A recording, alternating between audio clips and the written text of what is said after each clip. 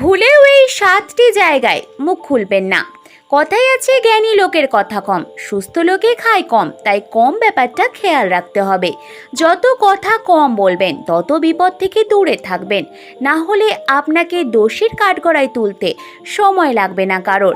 তাই বিশেষ করে এই 7টি জায়গায় সবসময় চুপ থাকবেন। 1 নম্বর, খুশি ও আনন্দের মুহূর্তে, কারণ এই সময় মানুষ বাচ্চাদের মতো হয়ে যায়, এমন সব আচরণ করে বসে যা সবার কল্পনার বাইরে। তাই এই সময়টাতে চুপ থাকা উচিত, কারণ হাসি ও আনন্দে আত্মহারা হয়ে এমন কোনো কথা বলে ফেলবে যে কথার ওপর ভিত্তি করে সবাই আপনাকে হেনস্থা করতে পারে। হয়তো কাউকে কথা দিয়ে ফেলবেন যা পরে আপনার পক্ষে তা সত্যি করা সম্ভব হবে না, উল্টে কষ্টকর ব্যাপারে পরিণত হবে। 2 নম্বর, তর্কের মধ্যে। অনেকে তর্ক, সমালোচনা, পরচর্চা করতে ভালোবাসে। হয়তো আপনি অনেক কিছু জানতে পারেন, তবুও সব জায়গায় আপনার প্রতিভা প্রকাশ করতে যাবেন না, কারণ সবাই প্রতিভার কদর করতে কিন্তু জানে না। যেখানে তর্ক চলে সেখানে নিজেকে সেরা প্রমাণ করতে যাবেন না, কারণ তর্কে জেতাটা বুদ্ধিমানের কাজ নয়, বরং তর্কে না জড়ানোটাই বুদ্ধিমানের কাজ। যারা তর্কের সমালোচনায় পটু তারা আপনাকে নিচু প্রমাণ করেই ছাড়বে। তাই নিজের সম্মান রক্ষার্থে তর্কের মধ্যে কোনো কথা বলতে যাবেন না। যদি সম্ভব হয় সেই স্থান পরিত্যাগ করুন। চুপ থাকার মানে এই নয় যে আপনি কিছু জানেন না। যারা কিছু জানে না, বোঝে না, তারাই বেশি চেঁচায়। ফাঁকা পাত্রে সবসময় আওয়াজটা একটু বেশিই হয়। 3 নম্বর, প্রচণ্ড রাগের সময়। জীবনে অনেক খারাপ পরিস্থিতি আসে, অনেক সময় রাগের সীমা পার হয়ে যায়। কথায় আছে, রাগের কোনো ধর্ম নেই। রাগের মাথায় যে কেউ কারোর জীবনহানি করতে পিছু পা হয় না, যা স্বাভাবিক থাকাকালীন বলা অসম্ভব। সেই কথা কাউকে এমনভাবে আঘাত করে যে তার জীবনের অর্থটাই পাল্টে দিতে পারে। তাই রাগের সময় চুপ থাকাটা আপনাকে অনেক বেশি ফল দেবে। 4 নম্বর, প্রশংসার সময়। যারা মন খুলে প্রশংসা করতে পারে তারা আপনার সব ভালো দিকটা সবার সামনে তুলে ধরবে।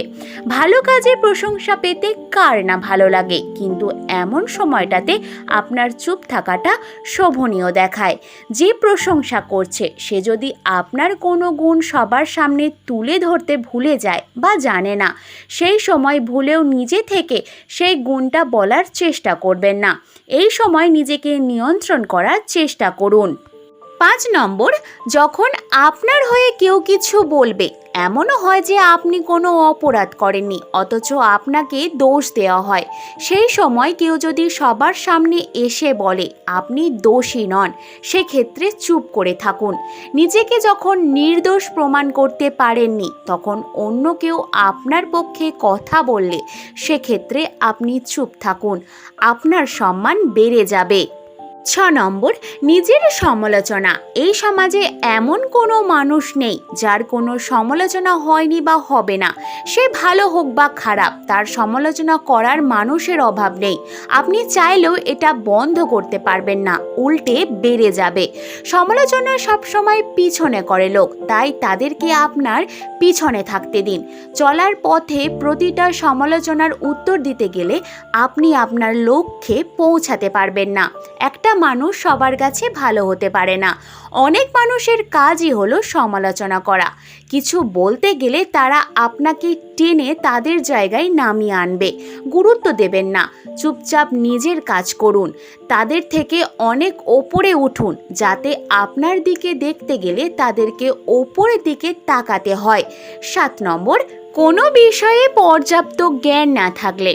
অনেক বিষয়ে পর্যাপ্ত জ্ঞান না থাকলে সেই বিষয়ে কিছু হলেও আপনি জানেন, এমন সময় সেই বিষয়ে কেউ যদি অন্য রকম তথ্য দেয় যেটা আপনার ভুল বলে মনে হচ্ছে, সেই সময় কিছু বলার চেষ্টা করবেন না, কারণ ভুল ধরলে আপনাকে হয়তো সঠিক ব্যাখ্যা করতে বলবে সবার সামনে। সেই বিষয়ে আপনার পর্যাপ্ত জ্ঞান না থাকার কারণে আপনি ব্যাখ্যা দিতে পারবেন না, আপনাকে অপমানিত হতে হবে। তাই চুপ থাকাই বুদ্ধিমানের কাজ। জীবনে কিছু করতে গেলে বলার থেকে শোনার বেশি প্রয়োজন। শেখার কোনো শেষ নেই, মৃত্যু পর্যন্ত শেখা যায়। তাই চুপ থাকাটা বোকামি নয়, বরং অনেক বেশি জ্ঞানী প্রমাণ করে। ধন্যবাদ ভিডিওটি দেখার জন্য।